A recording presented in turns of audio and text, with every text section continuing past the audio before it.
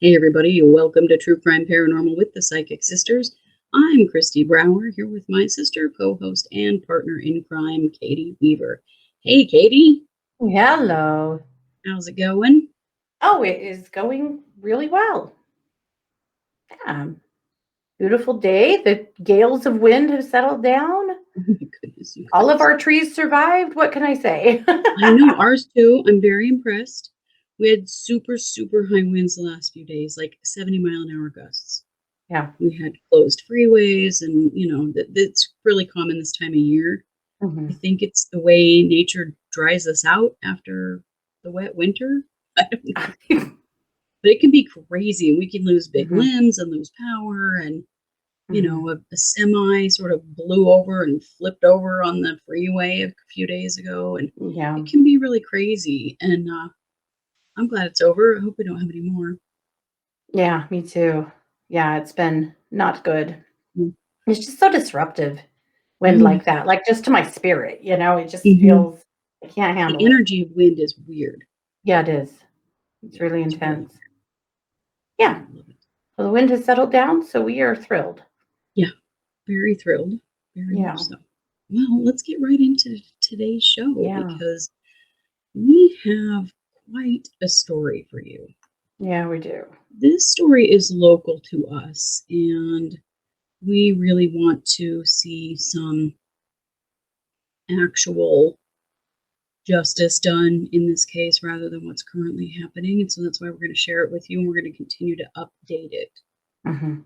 So, this first and foremost is the story of the death of Deputy Wyatt Christopher Maser. Deputy Maser is a Bonneville County police deputy, Bonneville County Sheriff's Office.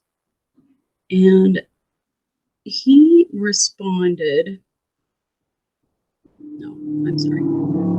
Another officer responded first at 5:18 a.m. on May 18th of 2020 to the Bone Road. Now, that name should give you a pretty good idea of where they were. Mhm. This was way out in the county, Bonneville County. This is where I live. This is outside the city. And the Bone Road is super duper rural. There are no streetlights. There are barely even any, they're like farms. Yeah. So there aren't a lot of houses.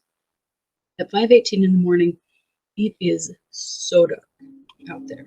Oh, yeah, So desolate. very dark. And you're a Yeah. long ways, many miles from town and help and everything. You're Mhm. way out in the middle of nowhere on the bone. Mhm. So there is a 911 call made by a neighbor that lives in the area who was headed into work early in the morning and found a woman. Well, first of all, there was a car on its side on the Bone Road. Then there was a woman walking down the center of the road holding a machete. Mhm. And she was holding the machete against her body with the tip sort of under her chin. Her name is Jenna Holm. So this neighbor calls 911 and says, something's going on out here. Yeah. So first to arrive is Deputy Botcher. Of course, he, arrives to this area that is just pitch dark. He comes upon Jenna Holm. She's walking down the center of the road holding the machete with the tip sort of under her chin. Mhm. He told her to put down her weapon. You got to remember, she's alone in the dark with no one but this police officer. And has been in a car accident. Has been in a car accident. Yeah. So Jenna doesn't put down the machete. Jenna sort of starts running down the road with the machete. We find out later Jenna has a long history of mental health issues and some substance abuse issues. She's now been in a car accident. She's obviously traumatized and scared. And this And police really officer is disoriented. following her. Say that again. And disoriented. Yeah, clearly disoriented, not sure what's going on here. So Deputy Botcher just keeps following her, telling her to put the machete down. So at 5:28 a.m., Deputy Maser arrives. He doesn't have his blue emergency red and blue lights on, just his headlights. So, if a car pulled up on you in the dark that didn't have its emergency lights on, would you know that was a police officer? No. Yeah, me either. So anyway, he gets out of his car, and at that point, Deputy Botcher yells to Maser to look out because Holmes has a machete. So Maser steps out of his patrol car, and so Jenna sort of raises the machete over her head because, again, no blue and red lights, guys. She doesn't even know this is a cop. No. So at this point, they consider her to have committed the crime of aggravated assault by holding a machete over her head in front of a police officer. At this point, Deputy Maser drew his weapon and told Jenna to stop. She backed up away from him. Again, no one ever got hit with a machete. Let's be clear about that. Right. So she continues to refuse to comply with dropping the machete. Now someone's pointing a gun at her. I mean, again, there's just no consideration at all for whatever this woman has been through. Why is she out here like this, right? Right. What's going on for her right now? Yeah. So as Maser holds his gun on Jenna, Botcher pulls out his taser. So she kind of gets scared at this point. She runs forward. There's a truck sitting there. This is the person who called 911. She runs to the truck bed and she hits the truck bed with the machete. Again, nobody got hurt, right? And Botcher's got a taser pointed at her and Maser's got a gun pointed at her. So at this point, Maser tells Holm to stop and he yells at Botcher to tase her. So Botcher tases her and she collapses in the center of the road. So then Maser runs up to her with gun pointed in order to take her into custody. As he steps into the middle of the road, what he did not see was Sergeant Randy Flegel coming up in his patrol car, driving up to this scene at 53 miles an hour. Now that was verified by law enforcement. Yeah. Which, can you imagine flying up the Bone Road and seeing a bunch of headlights and not sure what's going on and you continue to drive at 53 miles an hour? You're going to go tearing through the crime scene at 53 miles an hour? Right. Again, no lights on, no emergency lights on, nothing. No emergency lights on. Yeah. Only headlights. So Flegel hits Maser with his car and kills him. He dies at the scene. In spite of all of the, attempts by the police that are there. And then when Idaho Falls Fire Department ambulance shows up, they're all trying to perform life-saving measures on him. But he dies at the scene before he's transported to the hospital. Yeah. So, according to the Idaho State Police, based on Jenna Holm's actions, laying there in the road tased when he was hit by the car, they've determined that she committed involuntary manslaughter when Maser was struck and killed while trying to detain her and make a safe situation for her. So she was taken to the Bonneville County Jail. Yeah. And she was on probation at the time for some other felonies. So they held her on a probation violation until trying to decide what to charge her with. Yeah. So one officer kills another officer by driving way too fast up to a crime scene in the dark while Jenna Holm is laying on the ground, tased, Yeah, incapacitated. and they consider that to be justification for charging her with involuntary manslaughter. It's just freaking unbelievable to me. It is unbelievable. It is absolutely unbelievable. I'm going to show you Jenna Holm, and I'm going to show you Deputy Maser, because these are the people who are the victims in this situation. Yeah. So ISP, Idaho State Police, they bring in an investigator to investigate this situation. Let me tell you that Flegel, I would give you a picture of him if I could find one, but there isn't one out there. There's hardly anything named, very little out there named of him at all. Yeah. Except that the preliminary hearing for Jenna, there was a question by her defense attorney wanting to know, when they investigated this crime, who did they investigate as the potential perpetrators of this crime? You know who they investigated? Jenna Holm. Yeah. You know who was never even considered as a perpetrator of this crime? Yeah. The driver Deputy of the car. Flegel. Yeah. Yeah, the driver of the freaking car has Yeah. never even been considered a perpetrator in the death of Christopher Maser. Yeah. Just let that sink in a minute, you guys. This is Yeah. the kind of bullshit we're seeing in Idaho right now. And Yeah. that's why we want to talk about this, because there is a huge miscarriage of justice happening here. Yeah.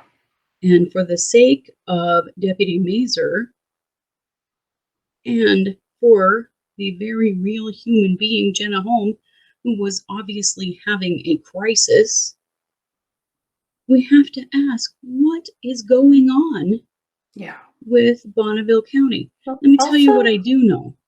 For the safety of the constituents, I mean, of all of the residents of this county, because apparently this kind of stuff is okay. This kind of reckless behavior from sheriff's deputies is just fine. Right. So Deputy Flegel, during the investigation that wasn't even an investigation into him, it turns out, at all, Yeah. was on paid leave. He has now returned to active duty, but he is on desk duty. That is his consequence Yep. for killing Christopher Maser, while Jenna Holm sits in the Bonneville County Jail awaiting trial on this case. Yep. And one of the things I keep reading, they keep saying, is that she's at least partially responsible for his death. Oh, really? Well, Yeah. who's responsible for the other part of his death? Right. The guy that's never been charged? The guy Yeah. that's been completely hidden from the media? A guy who's never even been investigated? Yeah. Sure, okay. Yeah, that makes tons of sense, doesn't it? Mm-hmm. I'm working with a group right now that are looking to help to try to support Jenna in whatever ways that we can. A couple of things to know about Jenna. Jenna is 35. Jenna is a hairdresser and a mother.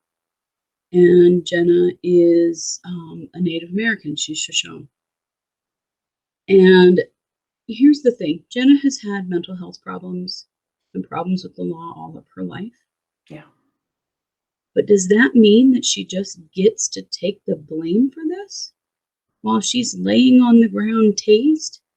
That one officer kills another? Yeah. This is wrong, you guys. No, it's extremely wrong. It's I have to ask you. Yes. I have to ask you a question, Katie.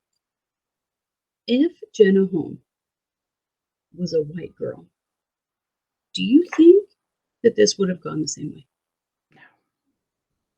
No. And I do think that once this makes its way through the courts, that it's not going to go anywhere. But in the meantime, they're going to hold her in jail for a good long time, as long as they can. Well, I mean, she's made it through a preliminary hearing and has been held over for trial. Yeah. It's insane what is happening here. Yeah. Her bond is $100,000. She's been unable to pay it. She has been sitting in jail since this happened. Mm-hmm. Yeah. there's just the justification for charging her is completely ridiculous. Completely. This is the same police department that just 6 weeks ago or so shot and killed a homeowner, mistaking him for a suspect they were searching for. Right. That was Idaho Falls City. This is That's right. Bonneville County. That's But yes, Bonneville we've County. actually had a frightening number Mm-hmm. of deaths caused by police officers in our area recently. And it's, Yeah. if you live in a big place, you're probably pretty used to that. We're not here No. at all. That is not a regular thing Yeah. in any way. Yeah. I'm going to include in this show description a link to the Facebook group for Jenna. Some of us are working to raise some money to try to help her in whatever way that we can. Mm-hmm. Because there are really big concerns here that she is taking the heat for something that a police officer did Yeah. that she had no control over and is basically being scapegoated. Oh, entirely. I would be interested to know exactly how many protocols were broken that morning. Because the police were not identified correctly. They didn't have their lights on. They were obviously not controlling traffic. Her car was in the road. Their cars were in the road. And then we have this fool that comes burning through there at 50 plus miles an hour. Yeah. I mean, what is this? He's Jesse James riding in on his horse. I mean, yeah, sure feels exactly that way, what it feels like. Yeah. Yeah. This is not okay. No. This is not okay. And we have to hold our police officers accountable. Yeah. If they aren't accountable for their actions, how do they protect us as citizens? Honestly. Yeah. And yeah, this was a horrendous accident. It was an incredibly sad and terrible thing for Christopher Maser's family. Mm-hmm. And, losing a police officer is a huge deal. And losing him, he just stepped out on the road trying to do his job. Yeah. It was a terrible, terrible thing. But to scapegoat the person who was in crisis at the time that this was happening. Yeah. And in need of help and clearly struggling and clearly feeling unsafe. Yeah. Now we're scapegoating her. Well, I mean, before they even took her to the police department or to jail, they took her to the hospital. They did. I mean, They took her to obviously the she hospital was and in need of hospitalization. right. She was given a sedative at the hospital. And I'm not even going to show these pictures because they're terrible. There are these pictures of her. They're her mugshots after this happened. And she can barely keep her eyes open. She just looks crazed. Well, it turns out that she had been given a sedative shot at the hospital before they took her to take those photos. And then those photos were released all over the news, and it just made her look guilty of something. Yeah, is what it did. entirely. Yep. I remember seeing the pictures when this first happened, and I was stunned by these pictures. And then I discovered, in learning more about this, why she looked the way that she did. Yeah. But, we cannot let people forget that she is a real human being. Yeah. And that she was in crisis in that moment, and that she didn't have any control whatsoever over what the police officers chose to do or not do. Right. To her, or to each other, or to the scene, nothing. Yeah, she had no control in this situation at all, and had literally been tased and was laying on the ground when he was hit and killed. Yeah. There, a local law professor talked to the newspaper recently, well, not recently, right after it happened, about how he didn't really think this would be able to stand up because she didn't actually participate in his death. Right. And, what he said is that had she been, swinging that machete at him and he'd stepped out into the road and been hit by the other officer, that would have been the kind of thing that she, could have been charged for. Mm-hmm. She was laying on the ground tased Yeah. when that happened. They're trying to say that the entire event is her fault. Yeah. Because she had a crisis. Now that's a scary thing to me. Right. Because Because she wrecked her car. no. She wrecked her car. So what kind of a precedent does a case like this set when emergency responders from whatever capacity show up to the scene of an accident or an unfolding crime or whatever, and they are injured? I mean, are we no longer safe to call EMS? Right. The kind of precedent this could set is pretty freaking scary. Well, it is. I mean, does that mean that if something bad happens, if the ambulance driver wrecks on the way to the scene of whatever our accident, that it's our fault, that we participated because we called 911? Here's the thing. Jenna Holm didn't call 911. Someone else did. Yeah. Yeah. This is a precedent that cannot be set. No. This is a vulnerable woman who has had a lot of challenges in her life. And I 100% believe that that is why she is being blamed in this situation. Oh, you bet. If she had more support and a slightly different skin color, this would have never happened here. No way in hell. Nope. Also, if she didn't already have a criminal record or a problem with substances or a mental health issue. Yep. Which just makes her more vulnerable and made her much more vulnerable in that moment. And I've been out on that bone road at night, and you know what? If I wrecked my car and I was alone and I had a machete, I would probably be carrying it because it is very scary out there. Yeah. It is pitch black. Mm-hmm. There is nowhere to go to find some kind of a public location for miles and miles on that road.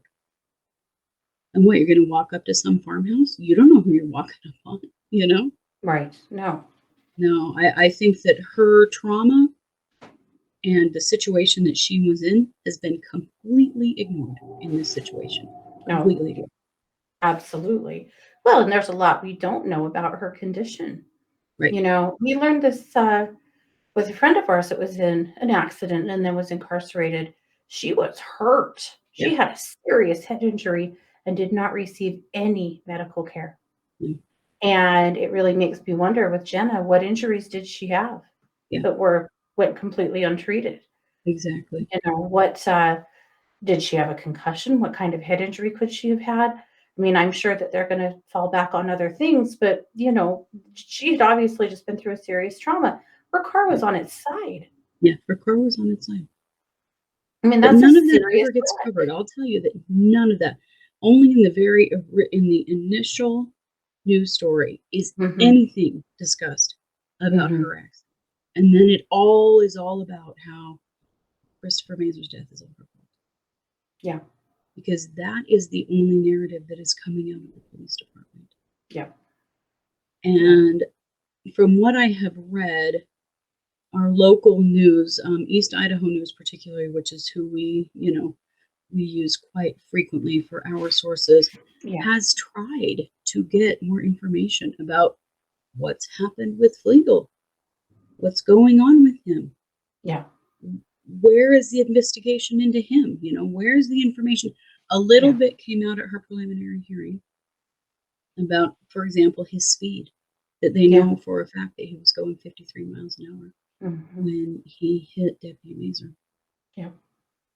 But they're not sharing anything. Nothing is being released. It's all about her. Yeah. She's being scapegoated in this situation. It's wrong. It's wrong on every level. Yeah. Yeah, entirely. Entirely. And we're going to have to keep our finger on this and keep being a part of the solution and making noise because this is outrageous. We will definitely. So please see the description of the show, whether you're watching it on YouTube or you're listening to it on a podcast. We have included the link to the Facebook group that is currently working to assist Jenna. There's been some attempt to try to hire a better attorney for her because she does have 2 public defenders, which I think is good. Yeah. But there are questions about if this public defenders do, work for the state. And there's questions here about if the county and the Idaho State Police are trying to smooth this situation over by blaming her rather than Deputy Flegel.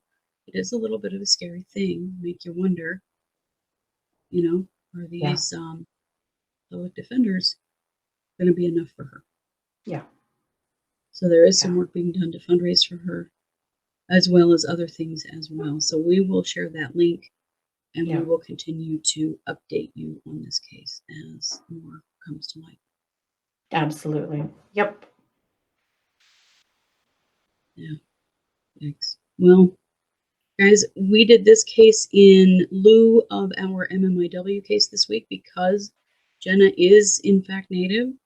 And although she is not a missing and murdered woman, she is certainly a woman facing some injustice from our criminal justice system. So we felt like it would be appropriate to cover her case.